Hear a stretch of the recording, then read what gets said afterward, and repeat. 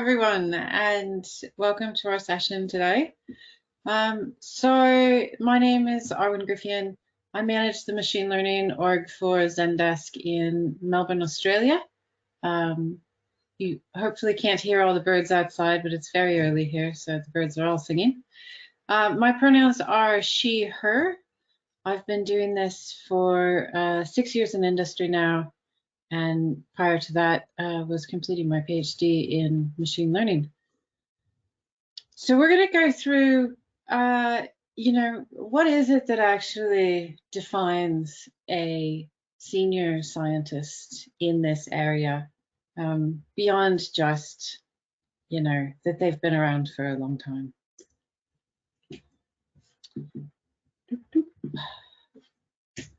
So just a quick overview. We'll sort of touch on what the levels of scientists are, and then we'll go through 3 key areas that you need to up your game to really be a solid senior, and that's technical, personal, and operational. So in general, in industry, so I'm coming from software engineering industry and machine learning in product specifically. The very entry level would be an associate. This is somebody who perhaps has come out of a boot camp or is a career changer. Perhaps they're coming from statistics or actuarial sciences, something like that. They've got some knowledge gaps. They need some polish. They just, need to fill in the skills a little bit. Then you've got your scientist, right? This is the team member who executes stuff. You give them a piece of work, they get the task done. We have the senior, which is what we're going to focus on today, and they really can be considered the interpreter of the team, right? So they're translating all the conversations in all of the different directions. And then we have senior plus, and I'm just going to call those Sir Thinks a Lot. As you go higher and higher, you do less and less hands-on work, and you spend more time contemplating what everybody's going to work on next. So what defines a senior scientist, right? There's one view that says a senior scientist is somebody who has been in a position or has been doing the work for a certain amount of time. And you will often see job ads that are like, oh, you have to have 3 to 5 years experience, productionizing models, working at scale. And that's great, that's fine. But that's not what is really going to make you stand out as a senior scientist.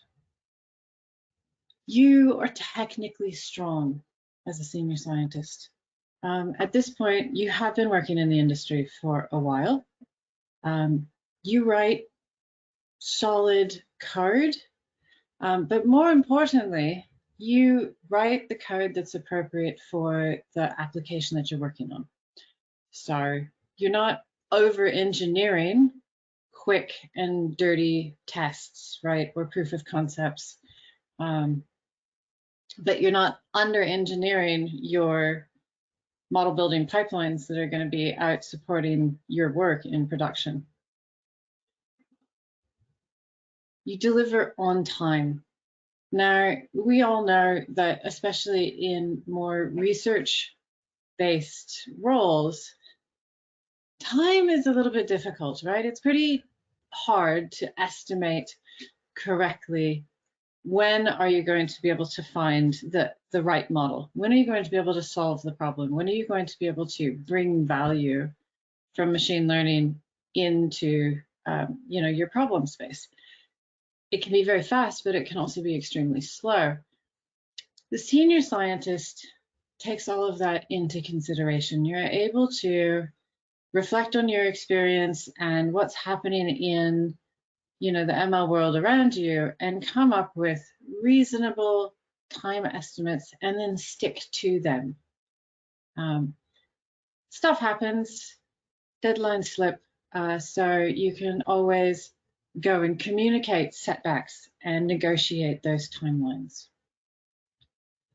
And then the last technical strength you have is you know how to select the approach that is right for what you are trying to do, right? So you can look at the problem, you can identify the modeling approaches, the data processing, and the metrics that are going to match the requirement. And this is where we start getting less into hard skills and more into the soft skills. And really, once you get into senior and above, the hard skills become expected. Those, you know, people aren't looking for you to be improving your hard skills. They're looking for you to contribute to the team and the organization with exceptional soft skills. So this is encapsulated by you rise by lifting others. So at this point, you have been mentored, right? We all know the power of mentoring to keep us engaged, to help us improve, and you are giving back to that. So you are stepping in, you're volunteering, you're mentoring your teammates, you're mentoring people outside of your team. Possibly, you know, you're reaching out to local universities or boot camps. You know, you're really putting yourself out there to support the next set of senior scientists.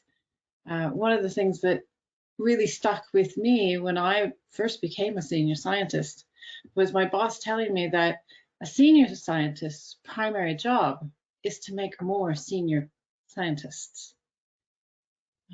And mentoring is really a strong way to do that.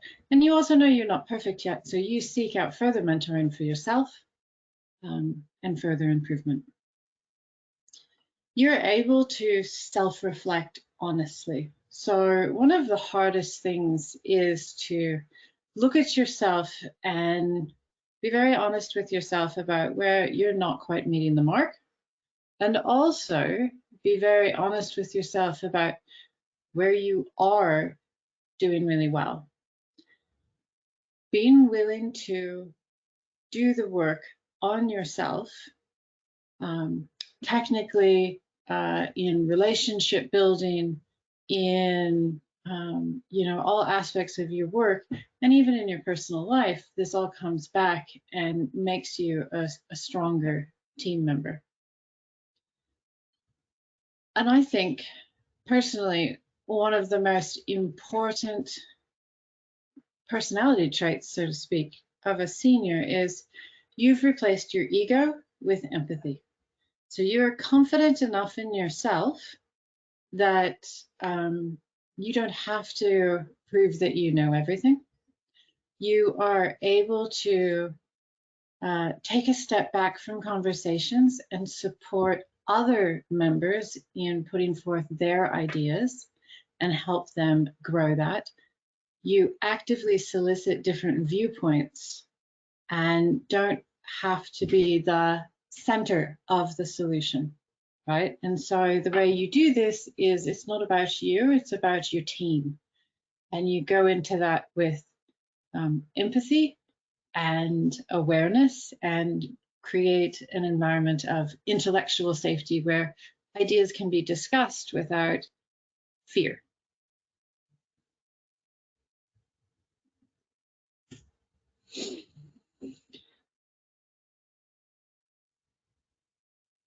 We've all heard, or perhaps you haven't, there's a figure of speech called "you can't see the forest for the trees," right? There's so much detail that you can't see the big picture, or you can only see the big picture and you can't see the details. As a manager of an ML team, this is a really key skill. As a senior scientist, you have to understand the big picture. You know that the big picture sets the goal, it sets the vision. But you also know that that vision is not a GPS to get you to it. You know that you have to come up with your own directions to get there. you are ruthlessly pragmatic. This is also, I guess all of these are very important, but this is one that, you know, I really see a lot of people struggle with, where it's very difficult to not explore the exciting new modeling opportunities, right? There's, you know, a new model coming out of Hugging Face and you really think it'd be a lot of fun to work on. But is that the best choice to move forward on coming up with the solution that you are tasked with? So by being pragmatic, you make the choices that are moving forward and maintaining momentum, so that you are building a sense of accomplishment and progress, rather than, you know, sometimes it is fun to go down the rabbit holes of research, but it doesn't necessarily result in a solution. And this is followed by the idea that you understand that questions need answers, not more questions, right? So our primary goal as a scientist is, we have a question. Can we do this? Can we predict this? Can we classify this? Can we extract some valuable information from this data? It's very easy to continue generating questions on top of that, right? Like, oh, well, we've got this data now. What could we do with that? What other stuff could we discover from this? What are the other applications of these models? Rather than focusing on the problem that's in front of you, cataloging all of those ideas and inspirations for things to pursue later, and making sure that you're answering the questions that you have, and only folding in new questions if they're extremely relevant to the problem that you're solving.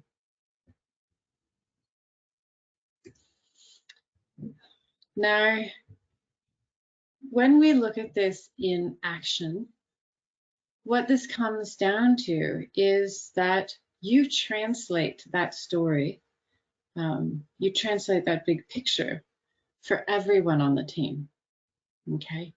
So at the beginning of a project, you know, you might have a new project, you're getting new ideas coming through from, you know, your senior plus, your manager, possibly your product partners, possibly your competition. There are new ideas coming from research, papers and conferences, blog posts, open sourced models, and it might be direct feedback. You might already have a product in the, you know, out in the wild, and you're getting a lot of feedback on that from the users. So it really comes to the senior scientist to aggregate those, to bring them all together, to process and organize them so that you can determine if there's questions there to be answered. Are there, is there room for improvement? What are the dependencies between those ideas if we're looking at a new project or a new research direction? Once that has happened, you know, we really rely on a good senior, especially from this point forward, starting with planning and decomposing the work. So we have a big picture. So then we've got to break that down into high-level tasks. You know, if you're in software, this might be epics or features, determining what the order of execution is, and breaking things down into logical steps. This sounds like such a simple thing, but in reality, this is quite a rare skill that needs a lot of practice and mentoring, coaching to develop. The ability to take a big picture, you know, a fancy idea, and break it down into large chunks of stories, right? So take the book and break it into chapters. Once that's happened, then you have to go from these logical steps or high-level tasks, and you have to translate them down into actions, right? Because the people that are actually going to work on this, remember that they're perhaps not as senior as you. Our goal is to make progress and get things moved forward. So you're taking the high-level tasks, you're breaking them down into discrete tasks with clear dependencies and difficulty level, right? So you really want to make sure that you've got a good range of diversity in your difficulty or your complexity of the problem. These tasks could be, testing new models, sourcing new data sets, but they could also be going back and interviewing customers or, working with product partners for clarity. There's a whole research and discovery component around this where to translate it into actions, you have to be able to see what's missing from the story so far and what needs to be filled in. Once you've got this action plan, you have to be able to communicate it, right? We all know that data science and machine learning product is about telling a story. It's about bringing people along with you and explaining at times quite complicated concepts in an accessible manner, right? And this continues within the team when you're taking this very complex vision and you're breaking it down into these discrete tasks without losing that feeling of cohesiveness and story that you're all working towards. So you need to be able to spend the time to clearly communicate with the team and the stakeholders. Make sure that they understand the story, they know where you're going, they're invested in it. Facilitate discussion and alignment so that you're all working in the same direction, but do it, reflecting back to our earlier skills, do it without ego, right? So make sure that the team is really empowered to put their stamp on it, that they have the freedom and the space to fully understand what the goal is and provide feedback on their perspective of how it could be different. And then of course there's the execution, right? Because we have jobs to do. We're supposed to be producing output. You, through your career, have come through the levels. You have been an associate or perhaps a student that needs a great deal of support in getting tasks completed. You've been a scientist who is able to independently execute on those tasks. As then the next level of your career as a senior, you want to work and make sure that the team, that the members that you're working with have the tasks available that fit their skills and experience, but also stretch them that little bit to help them grow. Because remember, the first job of a senior scientist is to make more senior scientists. And then monitoring that, supporting them, encouraging them, unblocking things, right? Making it so that their work is smooth. And of course, you're executing on tasks at the same time. You're not a senior plus who's probably not hands-on in the code so much. You really are executing along with your team.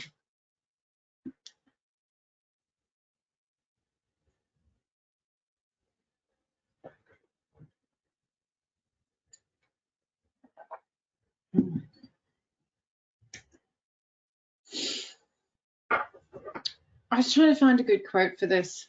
I decided to quote myself. Good senior scientist is the keystone of any team. So, as a manager, I rely on the partnership with my senior scientist to process, to translate the story in all directions, right? So the keystone, keystone is an ancient architectural engineering concept where an arch is unstable until the final central keystone is placed. And then that distributed force from the placement of the keystone supports an extremely strong structure. That is the senior scientist, right? They are communicating the progress and the problems of the team upward to, the senior plus and the manager. They are aggregating all of this input, all of the great ideas that are being generated, and then really distilling it into what is able to be accomplished, and sort of identifying flaws and shortcomings and where the strengths of the team can really contribute. So without a solid senior scientist, there's a definite gap in any team that makes it less productive, less supportive than in a team that has one. I would say it's an absolute fundamental requirement.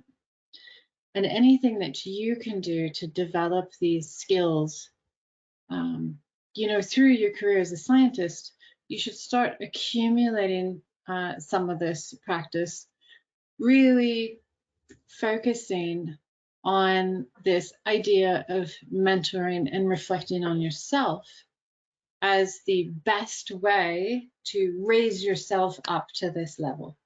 Because if you can't honestly reflect on yourself, your skills, and your performance, then making this jump is going to be quite difficult. Like I said, when we get to senior, when I'm evaluating a senior, I'm not fussed about your ability to choose metrics or models. I assume those are skills you already have, right? You know how to build models, you know how to predict, you know how to evaluate and monitor these things. What I'm looking for is somebody who can translate the big picture into actions, and somebody who can help me in supporting and growing our more junior members and communicating outward with our stakeholders so that we're all reading the same story and going through the same chapters together.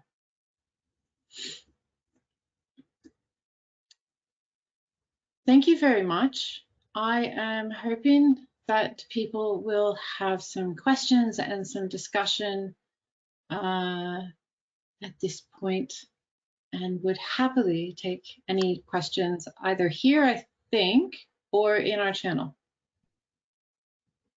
Yeah, in our channel, we already have some questions. The first question is, Dr. Arwen, at Zendesk, do you have remote internships or associate programs for international students?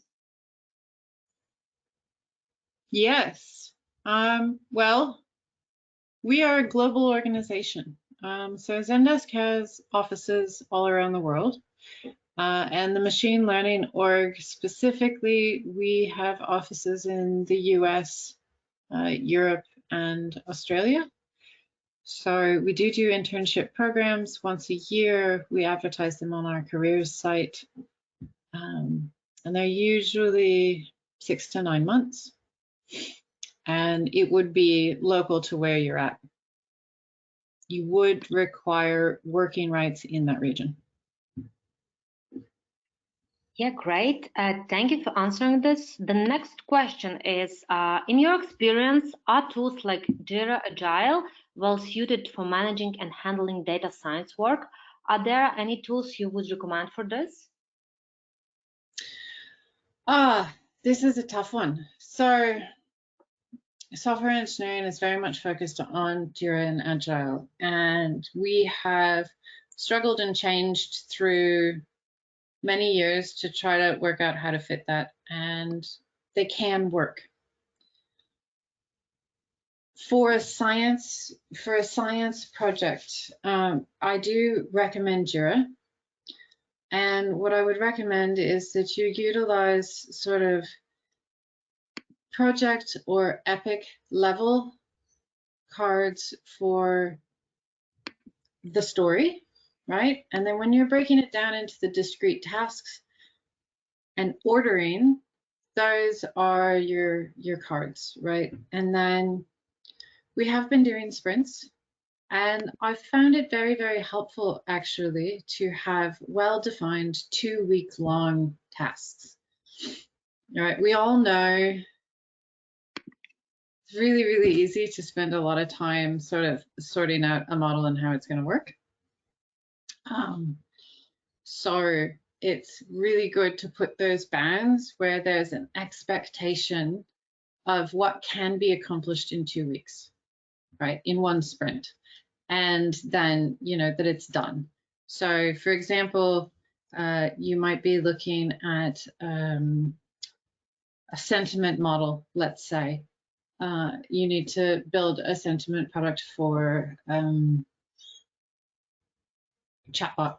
That's a pretty standard thing, right? So one set of sprint tasks for a team of 3 might be sourcing public data sets, say source 3 public data sets. For another scientist, it might be source an appropriate internal data set or handcraft an internal data set. It might be, you know, please validate these 3 standard baseline models on the data set, right? So those would be like sort of your sprint tasks. And that's really where the senior comes into their own, is organizing those and making sure they're tied together in a story rather than these sort of disparate tasks. Yeah, So it can work, but you have to be very, very diligent about breaking things down discreetly. Great. The next question. In your opinion, what skills should undergraduate students be working on besides the core hard skills? Yeah, storytelling is an important one. So that translation from, okay, so in industry, you usually have some sort of product vision, right? And it's this very high level, very North Star, right? Blue sky vision of where you want to get to. That ability to translate that into reality, to take an idea and make it actionable, is something that you can start practicing in undergraduate. You know, and this is a classic like capstone project thing, right? You've got this great idea of what you want to do. You plan it out. You've got this goal, big picture, and then you got to work out how you do it. And that really is the sorts of skills that capstone projects or senior final projects are hoping to instill in people. Start on that early. Besides core hard skills,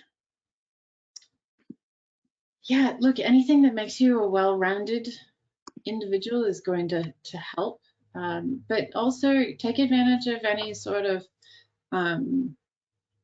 support that you can provide, be a tutor, facilitate study sessions. Try to really get used to the idea of setting aside ego, right? Because that's really important, especially, you know, when you start working with other seniors. Great, thank you. The next question is how to work with non-technical managers as a data scientist? Communication, communication, and communication. So if you have a non-technical manager, the core of data science is uncertainty, right? You can't always give the guarantees that a manager might want. Over communicating, making sure you're taking them through the journey with you. Help them to understand why this ambiguity is present and why it might not be as clearly defined as they envision in their head, right? So this reflects back on the skill of being able to explain complicated concepts to people who aren't in the field. Practice explaining ML to your grandmother or your auntie. See how that goes. Great. The next question from the Matt Hina. Given the tech changes so often, it would seem a senior must stay fairly conversant with work in the weeds. No? How do you stay conversant with the tech methodologies when coding skills fade with time out of the weeds? Yeah, so seniors don't necessarily get to get out of the weeds. So seniors should still be extremely hands-on, executing code. So while the tech changes frequently, fortunately, the coding language, the software and development practices are pretty stable. I recommend, self-learning and team learning, right? So if your job is to make more seniors, one of the tasks is to help everybody stay across what's going on. So ways to do this are to run journal clubs, or paper reading groups within your team, to share blog posts.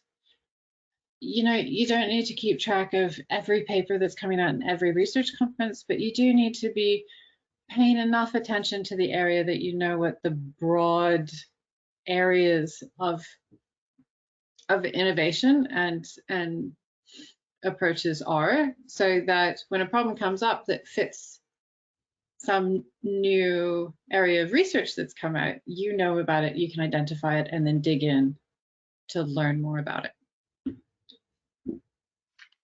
Yeah, great. Thank you. The next question is, are there any good trainings, resources, or programs you recommend for building your soft skills as a leader senior?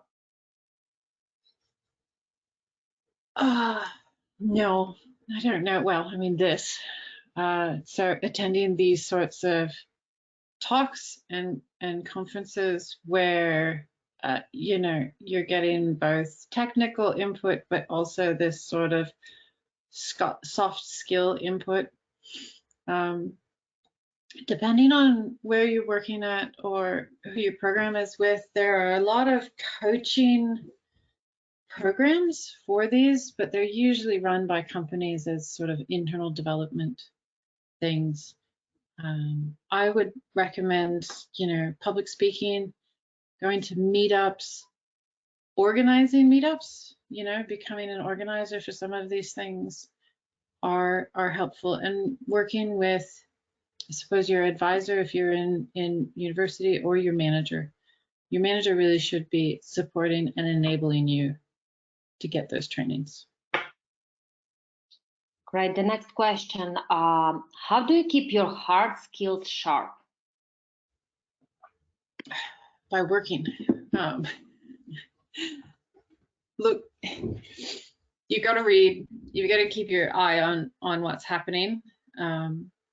You should always be, even as a scientist, we're not software engineers, but you should always be looking to improve your coding skills, right? Learn about software engineering patterns, learn about a new area. If you're an extremely proficient Python programmer, for example, in machine learning, go play with Scala, go learn a functional program, go, challenge yourself to do something you haven't done before, or that's maybe a little bit outside your comfort zone.